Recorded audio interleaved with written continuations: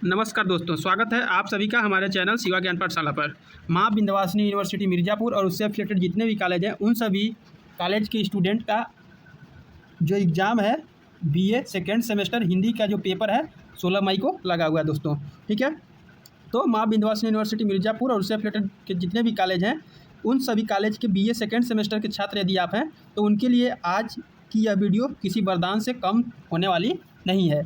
जैसा कि आप जानते हैं आपकी 16 मई 2026 की परीक्षा बिल्कुल सर पर है और आज हम लेकर आए हैं हिंदी, जिसका पेपर टाइटल है कार्यालयी हिंदी एवं कंप्यूटर का पार्ट नंबर 4। इससे हम पहले पार्ट 1, 2, 3 पार्ट करा चुके हैं दोस्तों। यदि अभी तक आपने उन वीडियो को नहीं देखा है तो कृपया करके उन वीडियो को सबसे पहले देखना शुरू करिए। आपके एग्जाम से 2-3 घंटा पहले भी यदि देखना शुरू कर रहे हैं तब भी आपका एग्जाम एकदम 100% सही जाएगा। ठीक है, जिसमें हम डिस्कस करेंगे टॉप 50 BIMP MCQ। ठीक है दोस्तों थंबनेल पर जो आप देख रहे हैं 75 में 75 पक्के, यह सिर्फ लिखने के लिए नहीं है। अगर आज आपने इस वीडियो के सभी 50 प्रश्नों को अच्छे से समझ लिया तो परीक्षा में आपका एक ही प्रश्न गलत नहीं होगा। तो जल्दी से पेन और कॉपी उठा लीजिए क्योंकि पेपर यहीं से आने वाला है दोस्तों। यदि आप लोग चाहेंगे तो एक मॉडल पेपर इसका कुछ रात तक ठीक है अपलोड कर दिया जाएगा आज ही। जब मैं वीडियो बना रहा हूँ तो आज 15 तारीख है और आपका एग्जाम जो है 16 को लगा हुआ है। तो आप लोग जैसा चाहेंगे वैसा आपको प्रोवाइड करा दिया जाएगा। ठीक है, और ये चौथा वीडियो 5वां वीडियो, इन वीडियो को यदि आप देख लेते हैं तो आपके एग्जाम के लिए 100% इनफ रहेगा। और अभी तक आपने शिवा ज्ञान पाठशाला को सब्सक्राइब नहीं किया है तो कृपया करके सब्सक्राइब कर ले और बेल आइकन को प्रेस कर ले ताकि किसी प्रकार का कोई भी इन्फॉर्मेटेड वीडियो अपलोड हो तो उसका नोटिफिकेशन आप तक पहुंच सके। तो दोस्तों बिना आपका समय गंवाए, बिना आप देरी के चलिए वीडियो को स्टार्ट करते हैं। ठीक है, क्वेश्चन नंबर फर्स्ट कह रहा है दोस्तों, इस शिक्षण का मुख्य आधार क्या है? टेलीफोन है, रेडियो है, इंटरनेट है, समाचार पत्र है। तो इसमें से आपका जो करेक्ट ऑप्शन हो जाएगा दोस्तों, क्वेश्चन फर्स्ट का जो आपका करेक्ट ऑप्शन माना जाएगा वो हो जाएगा इंटरनेट, यानी कि सी। ठीक है, यानी कि ई शिक्षण का तात्पर्य इलेक्ट्रॉनिक माध्यमों से शिक्षा प्राप्त करना है। इसके संचालन, लाइव क्लासेस और डिजिटल कंटेंट तक पहुंच के लिए इंटरनेट सबसे प्राथमिक और अनिवार्य आधार है। ठीक है दोस्तों, नेक्स्ट क्वेश्चन देखेंगे। क्वेश्चन नंबर 2 कह रहा है कि इंटरनेट पर उपलब्ध पत्र पत्रिकाओं का मुख्य उद्देश्य क्या है? खेती करना, जानकारी देना, अभिनय करना या खेल कराना। तो इसका राइट ऑप्शन हो जाएगा ऑप्शन बी, जानकारी देना। ठीक है, यानी कि इंटरनेट पर उपलब्ध ई पत्रिकाओं और समाचार पत्रों का मुख्य उद्देश्य पाठकों तथा देश दुनिया की ताज़ा खबरें, विचार, शोध और ज्ञानपरक जानकारियाँ त्वरित रूप से पहुँचाना है। ठीक है, नेक्स्ट क्वेश्चन देखेंगे। क्वेश्चन नंबर 3 कह रहा है कि ब्लॉग क्या है? चित्रकला है, संगीत है, खेल है, ऑनलाइन लेख मंच है। तो एक प्रकार के ऑनलाइन लेख मंच है दोस्तों, यानी कि ब्लॉग का संक्षिप्त रूप है किसका?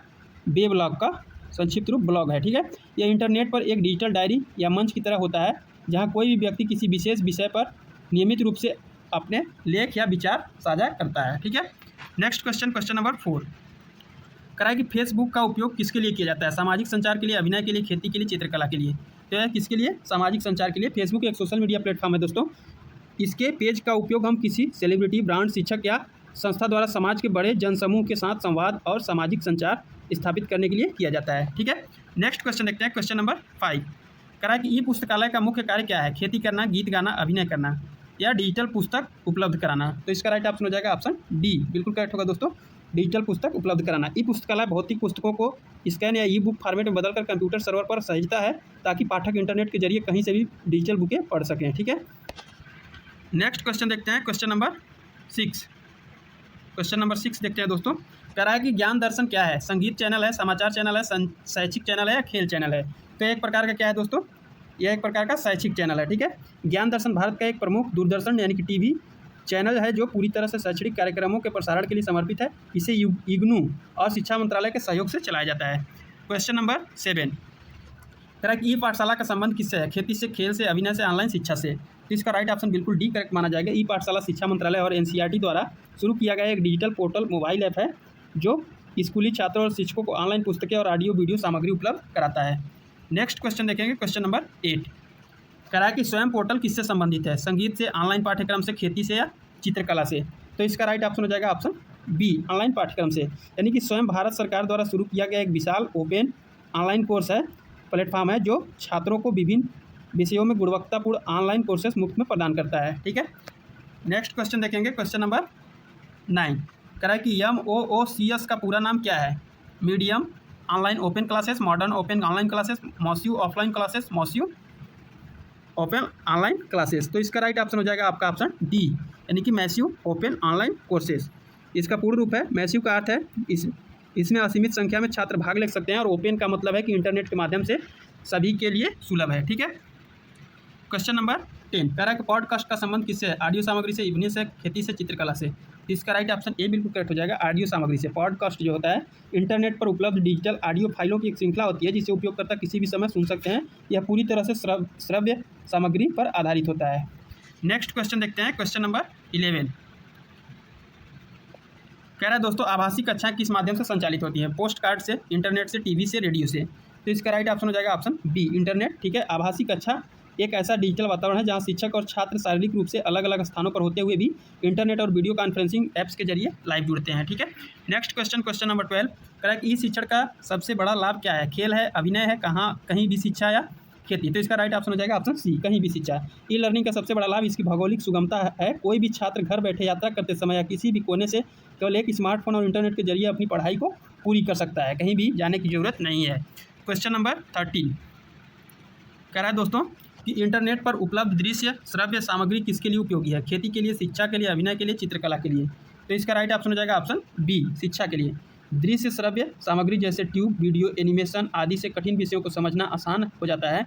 यह आधुनिक शिक्षा प्रणाली को अधिक प्रभावी और रोचक बनाती है। क्वेश्चन नंबर 14 कह रहा है कि ब्लॉग लेखन का मुख्य उद्देश्य क्या है? अभिनय करना, खेलना, विचार साझा करना, चित्र बनाना। तो इसका सी बिल्कुल करेक्ट ऑप्शन हो जाएगा, यानी कि ब्लॉग लेखन का प्राथमिक उद्देश्य किसी भी विषय जैसे साहित्य, तकनीक, यात्रा पर अपने व्यक्तिगत या व्यावसायिक विचारों, अनुभवों और ज्ञान को दुनिया के सामने स्वतंत्र रूप से व्यक्त और साझा करना है। ठीक है, नेक्स्ट क्वेश्चन देखेंगे, क्वेश्चन नंबर 15 कह रहा है कि ई पुस्तकालय, क्या कह रहा है? ई पुस्तकालय में सामग्री किस रूप में उपलब्ध होती है? डिजिटल रूप में, मौखिक रूप में, मुद्रित, केवल या हस्तलिखित। तो इसका राइट ऑप्शन हो जाएगा ऑप्शन ए, डिजिटल। ठीक है, यानी कि ये पुस्तकालय पूरी तरह पेपरलेस होती है। इसमें किताबें, शोध पत्र और पत्रिकाएं भौतिक कागजों के बजाय इलेक्ट्रॉनिक या डिजिटल रूप में उपलब्ध होती हैं। नेक्स्ट क्वेश्चन देखते हैं दोस्तों, क्वेश्चन नंबर 16 कह रहा है कि स्वयं पोर्टल किस सरकार द्वारा प्रारंभ किया गया? जापान सरकार द्वारा, चीन सरकार द्वारा, भारत सरकार द्वारा, नेपाल सरकार द्वारा। तो यह जो है भारत सरकार द्वारा शुरू किया गया, यानी कि स्वयं पोर्टल पूर्णतः भारत सरकार के शिक्षा मंत्रालय द्वारा देश के दूर दराज के क्षेत्रों के छात्रों एवं उच्च शिक्षा पहुंचाने के लिए शुरू किया गया डिजिटल अभियान है। ठीक है, क्वेश्चन नंबर 17 आभासी कक्षा का दूसरा नाम क्या है? Online game, cyber room, digital radio, virtual classroom. तो इसका डी बिल्कुल करेक्ट ऑप्शन हो जाएगा। ठीक है, यानी कि आभासी कक्षा को अंग्रेजी में वर्चुअल क्लासरूम कहा जाता है। ठीक है, यह एक ऐसी व्यवस्था है जहां भौतिक दीवारें नहीं होती हैं बल्कि सॉफ्टवेयर और इंटरनेट के माध्यम से ऑनलाइन क्लासरूम तैयार किया जाता है। क्वेश्चन नंबर 18 कह रहा है कि ई शिक्षण में किसका प्रयोग अधिक होता है? हल का, कंप्यूटर एवं इंटरनेट का, ट्रैक्टर का, रेडियो का। तो इसका राइट ऑप्शन बी बिल्कुल करेक्ट होगा। ठीक है दोस्तों, यानी कि ई लर्निंग का ढांचा ही डिजिटल उपकरणों पर टिका है। इसमें कंप्यूटर, लैपटॉप या स्मार्टफोन और उन्हें जोड़ने के लिए तेज गति वाले इंटरनेट का सर्वाधिक प्रयोग होता है। ठीक है दोस्तों, नेक्स्ट क्वेश्चन, क्वेश्चन नंबर 19 कह रहा है कि इंटरनेट आधारित शिक्षा का मुख्य लाभ क्या है? अभिनय है, खेल है, खेती है, समय की बचत है। तो इसका राइट ऑप्शन हो जाएगा ऑप्शन इसमें से डी बिल्कुल करेक्ट होगा दोस्तों, डी, समय की बचत। क्योंकि इंटरनेट आधारित शिक्षा में छात्रों की शिक्षण संस्थान तक आने जाने की आवश्यकता नहीं होती है। वे अपनी सुविधानुसार समय चुनकर पढ़ सकते हैं, जिससे धन और समय दोनों की भारी बचत होती है। क्वेश्चन नंबर 20 कह रहा है कि पॉडकास्ट में किस प्रकार की सामग्री होती है? लिखित, चित्रात्मक, दृश्य या श्रव्य। तो इसका राइट ऑप्शन डी बिल्कुल करेक्ट होगा। पॉडकास्ट पूरी तरीके से श्रव्य माध्यम है। इसमें वीडियो या चित्रों के बजाय केवल आवाज़ जैसे इंटरव्यू, कहानियाँ, व्याख्यान के माध्यम से जानकारी प्रसारित की जाती है। क्वेश्चन नंबर 21 कह रहा है कि हिंदी कंप्यूटर टंकण का संबंध किससे है? संगीत से, खेती से, हिंदी टाइपिंग से या अभिनय से। तो इसका राइट ऑप्शन हो जाएगा ऑप्शन सी, हिंदी टाइपिंग से। टंकण शब्द का शुद्ध हिंदी अर्थ टाइपिंग होता है। अतः कंप्यूटर पर हिंदी कीबोर्ड लेआउट्स का उपयोग करके देवनागरी लिपि में लिखने की प्रक्रिया को हिंदी कंप्यूटर टंकण कहा जाता है। नेक्स्ट क्वेश्चन, क्वेश्चन नंबर 22 कह रहा है कि शॉर्ट हैंड का मुख्य उद्देश्य क्या है? चित्र बनाना, तीव्र लेखन, अभिनय करना, खेती करना। तो इसमें से आपका जो राइट ऑप्शन हो जाएगा ऑप्शन बी, तीव्र लेखन। ठीक है, शॉर्ट हैंड जो है प्रतीकों और संक्षिप्त संकेतों की एक लेखन पद्धति है। इसका उपयोग मुख्य रूप से भाषणों या अदालती कार्यवाहियों को वक्ता की बोलने की गति के साथ अत्यंत तीव्र गति से लिखने के लिए किया जाता है। नेक्स्ट क्वेश्चन देखेंगे, क्वेश्चन नंबर 23 कह रहा है दोस्तों हिंदी भाषा के विभिन्न फॉन्ट किसके लिए उपयोगी है? संगीत, अभिनय, खेती, टंकण कार्य। तो इसका राइट ऑप्शन हो जाएगा ऑप्शन डी बिल्कुल करेक्ट होगा दोस्तों, टंकण कार्य। ठीक है, यानी कि फॉन्ट अक्षरों के डिजाइन या शैली को कहते हैं। हिंदी टंकण में अलग अलग शैलियों और सुंदर बनावट में लिखने के लिए विभिन्न फॉन्ट्स जैसे कृतिदेव, चाणक्य, मंगल का उपयोग किया जाता है। ठीक है, नेक्स्ट क्वेश्चन, क्वेश्चन नंबर 24 कह रहा है दोस्तों यूनिकोड का मुख्य कार्य क्या है? क्या कह रहा है, यूनिकोड का मुख्य कार्य क्या है? अभिनय करना, भाषा को सार्वभौमिक बनाना, खेल कराना, खेती कराना।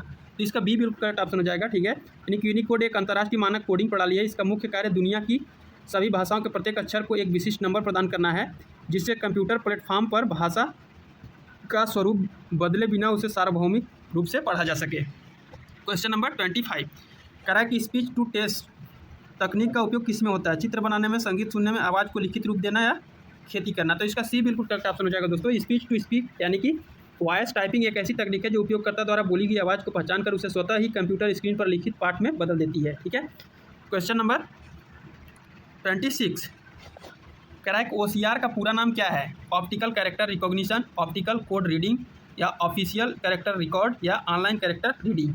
तो इसका राइट ऑप्शन हो जाएगा ऑप्शन ए बिल्कुल करेक्ट होगा दोस्तों, ऑप्टिकल कैरेक्टर रिकॉग्निशन। ठीक है,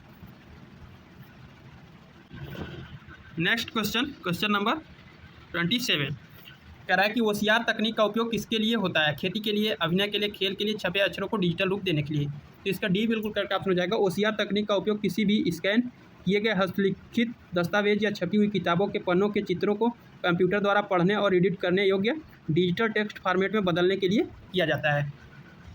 क्वेश्चन नंबर 28 कह रहा है कि हिंदी PPT स्लाइड निर्माण का संबंध किससे है? चित्रकला से, प्रस्तुतिकरण से, अभिनय से, खेती से।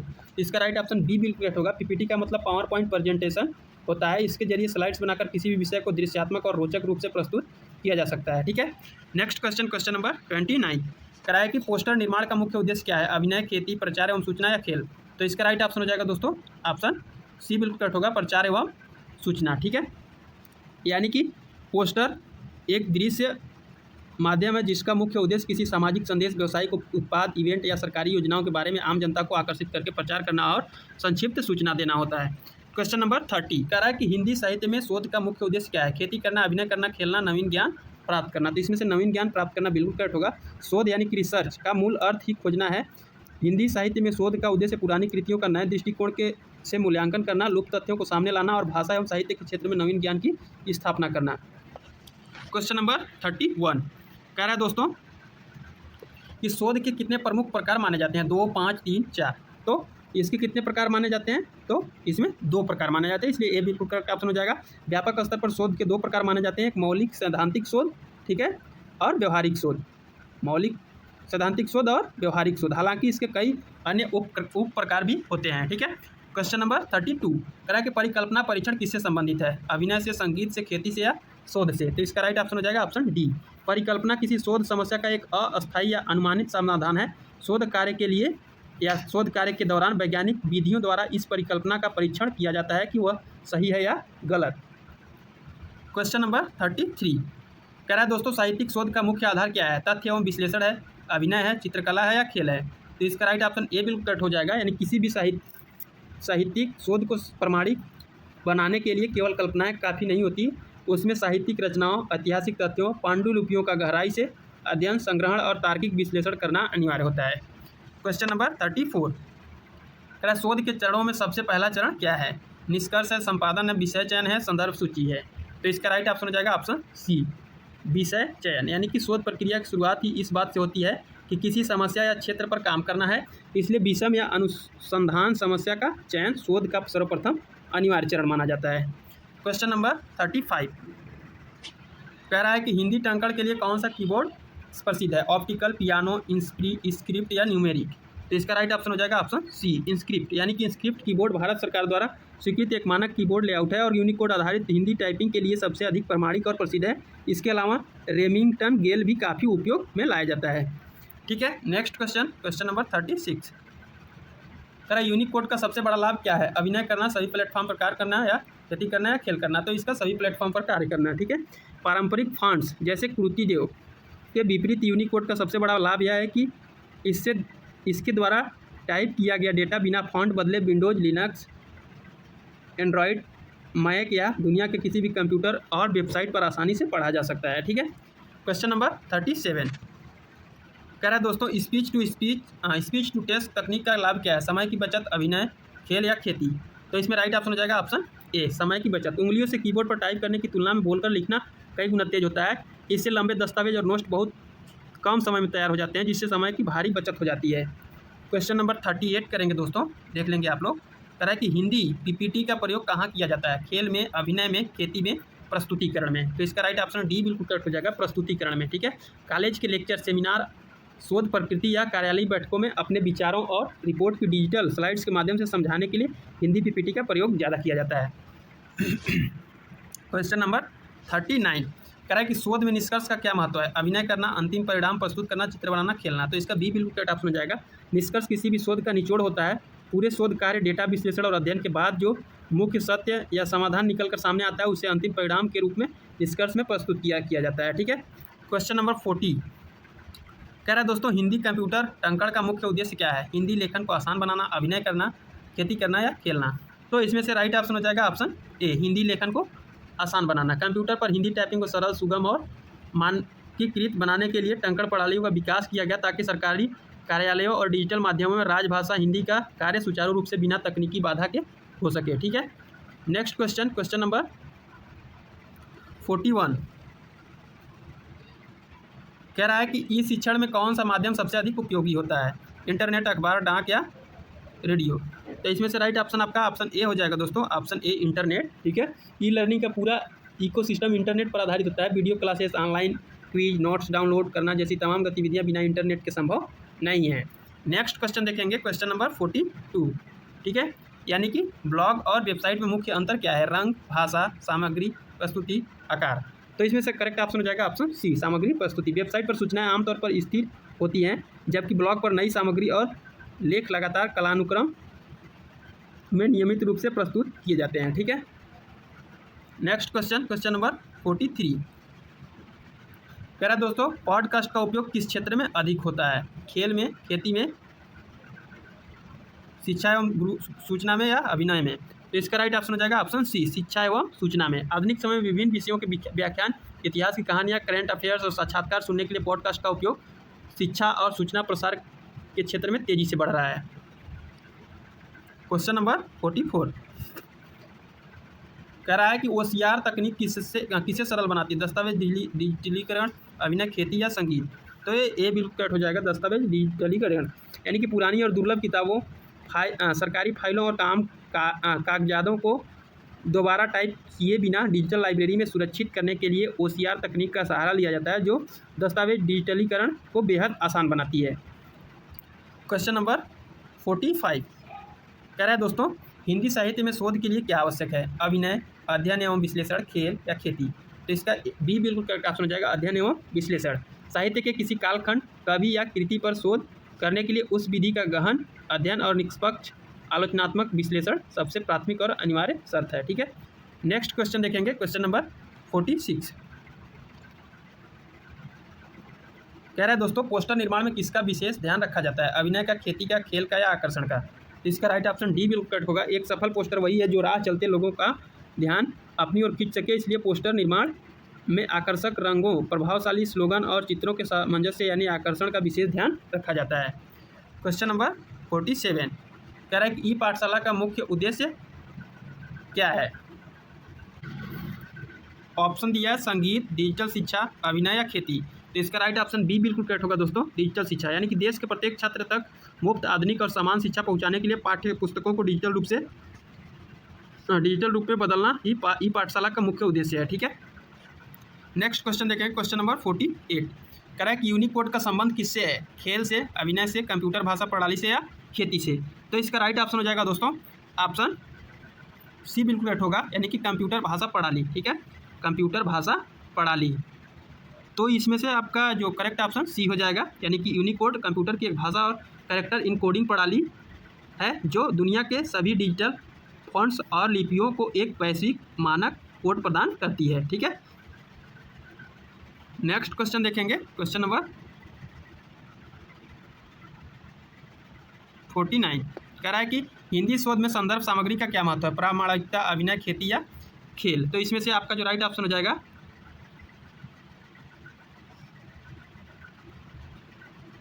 ऑप्शन ए बिल्कुल करेक्ट होगा दोस्तों, ऑप्शन ए इसमें आपका बिल्कुल करेक्ट होगा। नेक्स्ट क्वेश्चन देखेंगे, क्वेश्चन नंबर 50 कह रहा है कि हिंदी भाषा और ई शिक्षण का संयुक्त उद्देश्य क्या है? अभिनय करना, डिजिटल शिक्षा का विस्तार, खेल खेलना या खेती करना। तो इसका बी बिल्कुल करेक्ट ऑप्शन हो जाएगा दोस्तों, डिजिटल शिक्षा का विस्तार। हिंदी भाषा को तकनीक से जोड़ने और ई शिक्षण के माध्यम से प्रस्तुत करने का संयुक्त उद्देश्य यही है कि हिंदी भाषी क्षेत्रों के अंतिम छोर पर बैठे छात्र तक उसकी अपनी मातृभाषा में डिजिटल शिक्षा का व्यापक विस्तार किया जा सके। ठीक है, तो साथियों ये थे हमारे आज का टॉप 50 MCQ जो आपकी 16 मई की परीक्षा के लिए सबसे ज़्यादा जरूरी है। ठीक है, अगर आपको आज की क्लास दमदार लगी हो तो वीडियो को दबाकर लाइक करें सभी लोग, और अपने सभी कॉलेज ग्रुप्स, फ्रेंड्स ग्रुप्स के साथ तुरंत वीडियो को शेयर कर दें। यदि आप चैनल पर नए हैं तो शिवा ज्ञान पाठशाला चैनल को सब्सक्राइब करना मत भूलना, ताकि आगे आने वाली जो मॉडल पेपर है सबसे रामबाण साबित होगा दोस्तों। मॉडल पेपर वाली क्लास आप तक पहुंच सके, इसके लिए आप सब्सक्राइब करके बेल आइकन को प्रेस कर लीजिएगा, और नीचे कमेंट में जरूर बताइएगा कि आपके 50 क्वेश्चन में कितने प्रश्न सही हो रहे हैं। परीक्षा के लिए आप सभी को बहुत बहुत शुभकामनाएं दोस्तों। और यदि आप चाहते हैं कि मॉडल पेपर और फास्ट से फास्ट कराया जाए तो आप लोग 50 लाइक जैसे ही कंप्लीट कर देंगे, आपको तुरंत उसका मॉडल पेपर यानी कि जो PYQ है, यानी कि जो पिछले साल में जो MCQ क्वेश्चन पूछे गए हैं उसका मॉडल पेपर करा दिया जाएगा। एक वीडियो और आएगा दोस्तों, ये हमारा पार्ट नंबर 4 है। ठीक है, तो ये पार्ट नंबर 4 है, एक वीडियो और आएगा। तो अभी आप लोग जैसा आप लोग रिस्पॉन्स देंगे उसको तुरंत से तुरंत अपलोड किया जाएगा। ठीक है, और वीडियो को लाइक करना मत भूलना, और सभी लोग टेलीग्राम चैनल से जरूर जुड़ जाना, क्योंकि किसी भी प्रकार का यूनिवर्सिटी से रिलेटेड या जॉब इन्फॉर्मेशन से रिलेटेड वहाँ पे अपडेट दी जाती है। तो टेलीग्राम चैनल का लिंक वीडियो के डिस्क्रिप्शन में दिया हुआ है, वहाँ से जाकर के आप लोग जरूर जुड़ लीजिएगा। ठीक है, और आपके मन में किसी प्रकार कोई डाउट हो तो कमेंट सेक्शन में कमेंट करके जरूर पूछिएगा। मिलते हैं अगले वीडियो में अगले टॉपिक के साथ, तब तक के लिए थैंक यू।